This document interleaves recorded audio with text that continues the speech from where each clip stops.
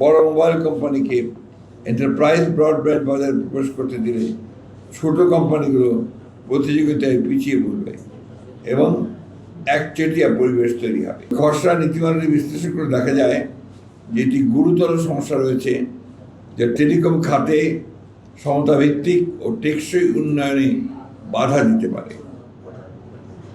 BNP গঠনমূলক মনোভাব নিয়ে এই খসড়ার সম্ভাব্য দুর্বলতা, অস্পষ্টতা এবং বড় মোবাইল অপারেটরদের পক্ষে অধিক সুবিধা পাওয়ার কিছু ধারা তুলে ধরেছে, যা ছোট ও মাঝারি ব্যবসা প্রতিষ্ঠান এবং স্থানীয় উদ্যোক্তাদের ক্ষতিগ্রস্ত করতে পারে। বান্ডেল থাকলে প্রতি সেনমানিতে টাকা বাঁচবে। বিকাশ সেনমানি বান্ডেল কিনে জিতুন প্রতি লেনদেনে।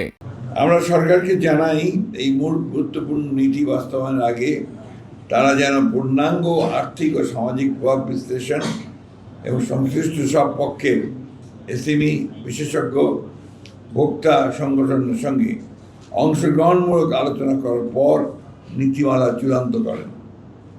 বিশেষ করে সামনে জাতীয় নির্বাচনকে সামনে রেখে বিবেচনায় রেখে এই ধরনের একটি জাতীয় গুরুত্বপূর্ণ নীতিমালা এ সময়ে একতরফাভাবে প্রণয়ন করা সমীচীন হবে না বলে বিএনপি বিশ্বাস করে। সম্ভাব্য সমস্যা ও চ্যালেঞ্জ: বাজারে একচেটিয়া আধিপত্যের ঝুঁকি, একাধিক সেবা খাতে মালিকানা রাখার নিষেধাজ্ঞা তুলে নিলে বড় মোবাইল অপারেটররা একাধিক খাতে একচেটিয়া নিয়ন্ত্রণ প্রতিষ্ঠা করতে পারবে। এতে প্রতিযোগিতা কমে যাবে, ছোট প্রতিষ্ঠানগুলো পিছিয়ে পড়বে। এসএমইদের আর্থিক সংকটে পড়ার আশঙ্কা দেখা দেবে। ডিরেগুলেশনের নিয়ন্ত্রণ শিথিল পরে এসএমই, বিশেষ করে স্থানীয় আইএসপি বা ছোট টেলিকম অপারেটরদের সম্পদ ও দায়বদ্ধতা নিয়ে সুস্পষ্ট দিক নির্দেশনা না থাকায় তারা বড় ধরনের আর্থিক সংকটে পড়তে পারে।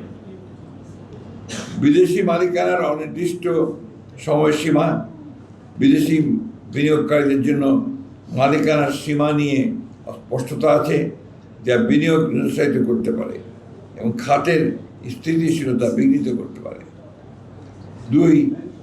অস্পষ্ট ও অনির্ধারিত বিষয়: ক্রস ওনারশিপের ফাঁকফোকর, উলম্ব ও সমান্তরাল মালিকানার বিষয়ে পরিষ্কার ব্যাখ্যার অভাবে বড় কোম্পানিগুলো আরও বাজার দখল করে নিতে পারে। এন্টারপ্রাইজ সার্ভিসের সীমা স্পষ্ট। মোবাইল অপারেটরদের ফাইবার ভিত্তিক ব্যবসা সংযোগ সেবা কোথাও সীমাবদ্ধ, তাই স্পষ্ট নয়, ফলে বিবাদ ও অসাম্য তৈরি হতে পারে। নতুন প্রযুক্তির বিষয়ে স্পষ্টতা নেই। স্যাটেলাইট ব্রডব্যান্ড বা নতুন ডিজিটাল সেবা নিয়ে নীতিতে কোনো সুস্পষ্ট দিক নির্দেশনা নেই, যা বিনিয়োগকারীদের বিভ্রান্ত করতে পারে। 3. বড় মোবাইল অপারেটরদের প্রতি পক্ষপাত।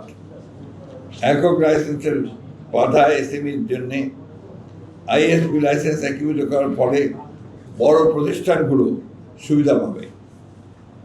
এএনএসপি লাইসেন্সে স্পেকট্রামের উপর নির্ভরতা বড় কোম্পানিগুলোকে এগিয়ে রাখবে। ফিক্সড টেলিকম লাইসেন্স করা থাকলেও সারা দেশে সেবা দিতে হবে, উচ্চমান বজায় রাখতে হবে, যে এসএমইদের জন্য চ্যালেঞ্জ হয়ে দাঁড়াবে।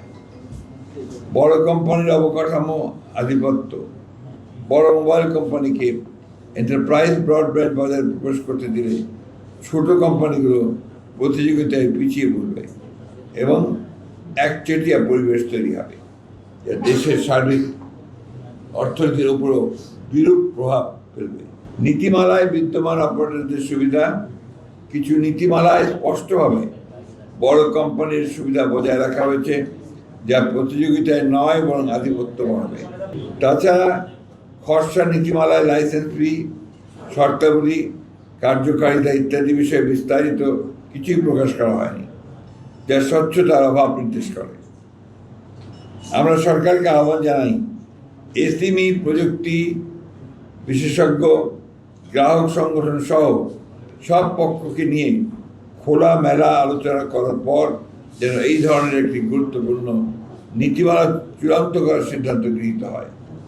সেই সাথে এই প্রস্তাবিত নীতিমালার একটি পূর্ণাঙ্গ আর্থিক ও সামাজিক পরিণাম বিশ্লেষণ করা হোক।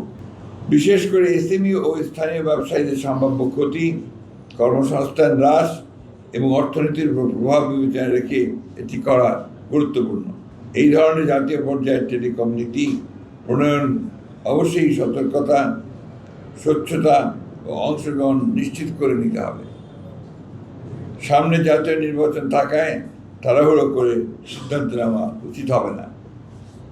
বিএনপি বিশ্বাস করে সবার জন্য উপকার বয়ে আনে এমন নীতি গ্রহণযোগ্য। ডিজিটাল সংযুক্তির মাধ্যমে সমতাভিত্তিক উন্নয়ন ও ডিজিটাল নিরাপত্তা ও সার্বভৌমত্ব রক্ষার অঙ্গীকারী আমরা কাজ করে যাব।